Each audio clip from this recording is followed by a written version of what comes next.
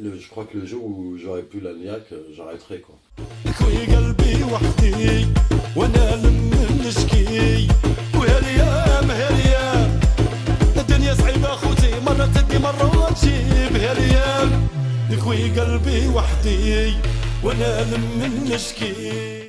Bon, alors, en fait, le rail, il y a plusieurs angles de recherche. Il correspond aussi à la naissance un peu du blues.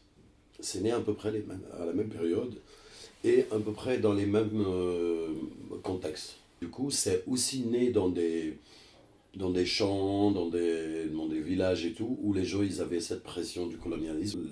La Deuxième Guerre mondiale, il y a eu un débarquement américain en Algérie, et cette musique-là a été influencée plus ou moins par ces sonorités qui venaient des États-Unis et tout ça. Il y a aussi l'influence des Espagnols. Dans les années 70, il commençait à y avoir vraiment le son rail, c'est-à-dire on l'appelait encore la pop rail. C'est-à-dire que c'était des jeunes qui faisaient du rock. Et parfois, quand ils faisaient des soirées, des mariages, les gens leur disaient « Tiens, faites-nous un truc local, quoi. » Tu vois, et on a commencé à appeler ça la pop rail. Et au fur et à mesure, dans les années 80, on a plutôt électrifié le truc avec des sons très électro et tout. أفكاري غبنوني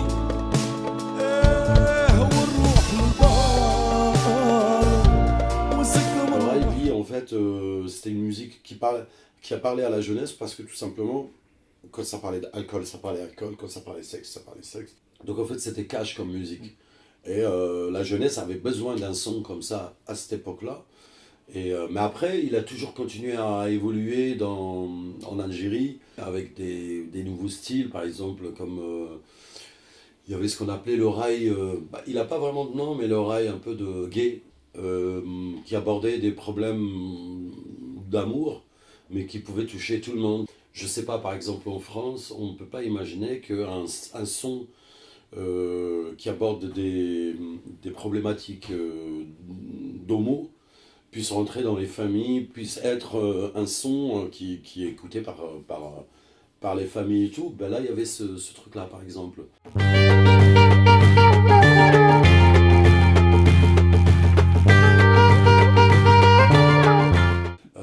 Ben là, en fait, il y a le peuple qui est dans la rue depuis plusieurs jours, et c'est vraiment des millions de personnes qui sont dans la rue.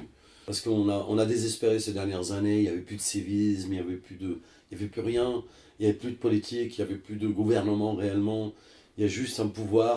Et le peuple, vraiment, il en a eu marre. Il a eu marre de voir ses enfants mourir dans les mers. Ils ont eu marre de ce pouvoir qui n'a pas voulu lâcher l'affaire depuis 62. Donc là, ce qui se passe, c'est vraiment très, très, très fort. À un moment, je me suis dit, il y a peut-être un lien avec les gilets jaunes et tout ça, quoi. Sauf que le mode opérationnel n'est pas le même. C'est-à-dire que là, en fait, tu as la police et le peuple qui sont ensemble.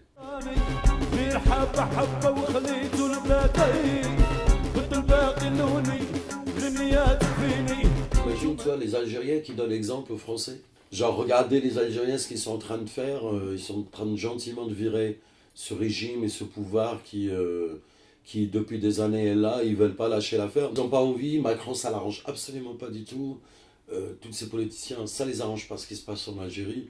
Et surtout ce truc où le peuple sort sans casser, sans rien, et puis qui s'entend bien avec la police et tout, qu'il n'y a rien. Plutôt, en France, on a plutôt envie que les jeunes cassent, on a plutôt envie qu'il y ait des extrêmes qui rentrent là-dedans. Ils ont plutôt envie qu'on fasse des inscriptions antisémites.